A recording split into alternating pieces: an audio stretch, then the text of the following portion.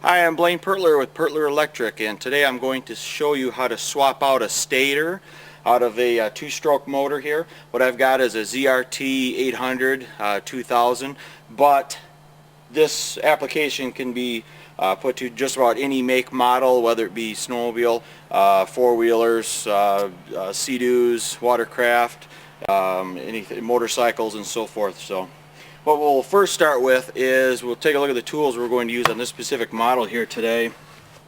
And we've got 10 millimeter, 12 millimeter socket, 9/16 socket, a T40 Torx bit here. It's got the 6 stars on it.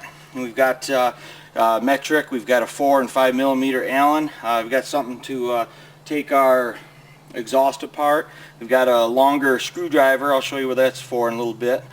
Just a basic ratchet, and then our clutch puller. Mine has a 3-bolt pattern, so I need that 3-bolt clutch puller. So I'll show you how that works when we get to that point. First thing we have to do is most of the ignition systems are behind the recoil on these sleds. So what you have to do is obviously get to the recoil. Most of them, the exhaust is going to be in the way. You're going to have springs and bolts, nuts, and so forth to take apart. Sometimes you have to take your pipes totally off, sometimes just your can, so it depends model to model. I've removed already a bunch of my springs here, so I can do this quickly. And so we're going to take the exhaust can off of my sled here so we can get to that.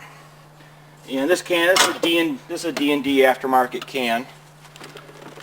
So we get that out of the way. Now we have access to our recoil cover here. Recoil cover has to come off next. This model here uses a 10 millimeter bolt head. And so I've already taken 3 of the bolts out. There's 4 bolts in here total, basically top, bottom, left, right. So you can see roughly the size of those bolts that come out. So after you remove all 4 of those bolts, then your recoil will come off. And I just take my recoil and bring it back here out of the way. Now the next item that you need to go ahead and loosen up is the recoil cup here. And that takes 12 millimeter. And when you go to take that off, it's going to want to turn. So that's where you use some sort of long screwdriver. Go ahead and put it through the slots in the cup there. And you go ahead and put your socket on there, get your wrench, go ahead and break those free, get those loose. Don't take those out right away because we've got to loosen up our main bolt here first for our flywheel. So we'll go ahead and leave that in there. And that one on this model is a 9/16. So you take your socket and so forth. You go ahead and put it on the bolt. Run that screwdriver through the cup here. Find a spot where it's going to head. The frame will help the screwdriver stop moving, and you go ahead and loosen up that bolt. Do not take that flywheel bolt out. You need that bolt in there. So after that is loose, what you do now is go ahead and take out your 3 recoil cup fasteners here, your 3 bolts. Find a spot to put all your parts in. I lay mine in the bottom of the belly pan, but I don't want to lose anything, so put them where you know where they're at and how they go back on.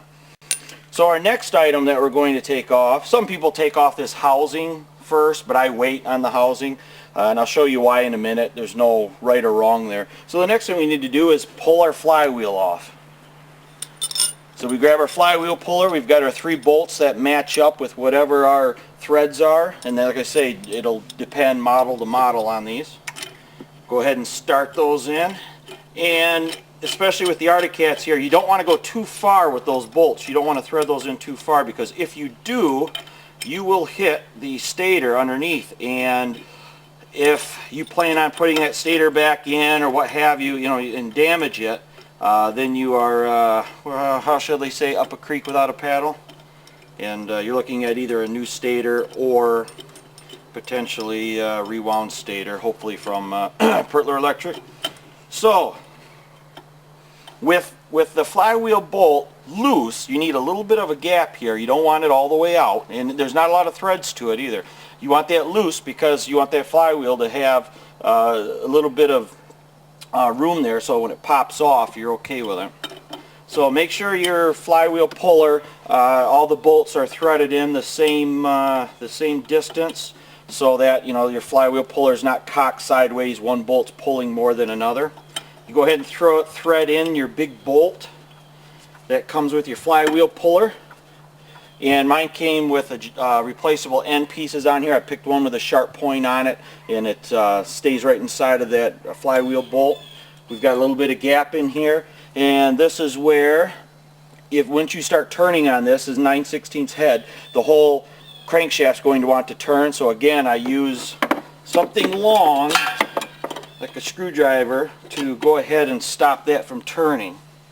So we go ahead and put our 9/16 on here, whatever you have that's 9/16, a box end wrench or what have you. You go ahead and start to thread that in. And when this flywheel pops, I mean, you almost think you broke something. You'll hear it here in just a moment.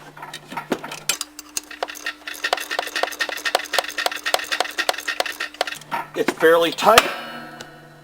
Boom, pops just like that. That's when you know your flywheel's loose. Back everything out, take everything off it. Your flywheel is going to come right off. And loosen up our bolts, our puller bolts, and we are most of the way there. I thread those in, I don't know, about 12 turns or so. And when I say turns of the finger, so it's probably not even a complete rotation. Obviously you want those in far enough to where they're not going to strip out, but not too far like I previously mentioned. Go ahead and take your flywheel bolt out. Make sure you've got your washers with you, and your flywheel now will come right off.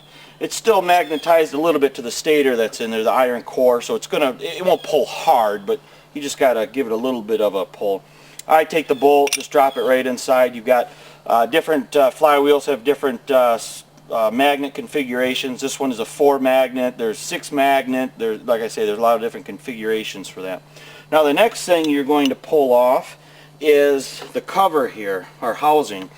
And the bolts that are in those, this is where we use our Torx head. These are the bolts that are in there, and you can see the head on those. And our Torx head that's going to go in those bolts. On this unit there's 4 bolts, there's one in each corner.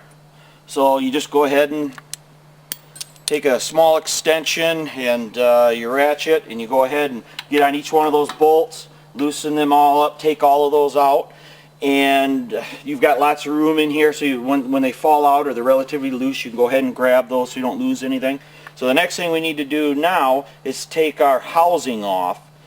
So sometimes it'll pop right off for you, sometimes it depends on how often it's been in and out. Sometimes you just have to tap it a little bit. Remember, this is just cast aluminum, so don't wail on it with a steel hammer. You're going to crack things, break things. Just the end of a screwdriver, your little rubber mallets, so forth and so on. All right. So we get our housing out of the way here. Here's our stator. Now to take that out, we've got 3 bolts in this unit here, and that's where we use our 4. It's our 4mm. But these have the thread lock on them a lot of times, and these might be a little tough to get started sometimes, so be extremely careful with these bolts that you don't strip the head out on them. They only screw into the stator plate that's behind them, and that's just cast aluminum, that has been threaded out. So you have to remember when you put these back in that you don't put these in too tight with thread lock. Now we can pop our stator right out. Just wiggle it a little bit. Comes right out. Make sure our wires pop out like they're supposed to. There's our stator. You have 3 connections for this. You've got the connection that goes to the CDI box. You've got the connection that goes to your lighting coil. This is your lighting coil, and this is your quote-unquote power. This powers your lights and hand warmers, tail light, and so forth. And then you've got a ground coming off of here also, and this is your ground. The ground goes to the housing. So here's your CDI ground and your stator ground, and that is where the one other Allen wrench, the 5mm, comes into play. Loosen that up, take that ground off, and you've got your stator.